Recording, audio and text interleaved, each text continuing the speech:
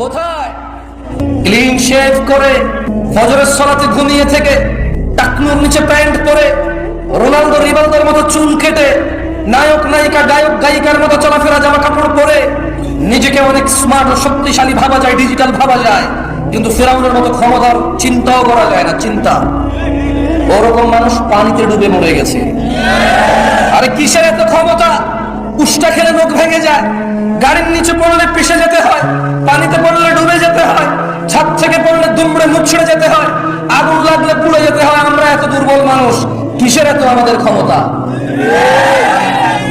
20 kilometre বেগে দৌড়ানোর ক্ষমতা, অথচ আল্লাহ এই দুইটা পা দিয়ে 60 বছর দাঁড় করা রাখে এমন পা যেখানে একটা কাঁটা ঢুকে যায়।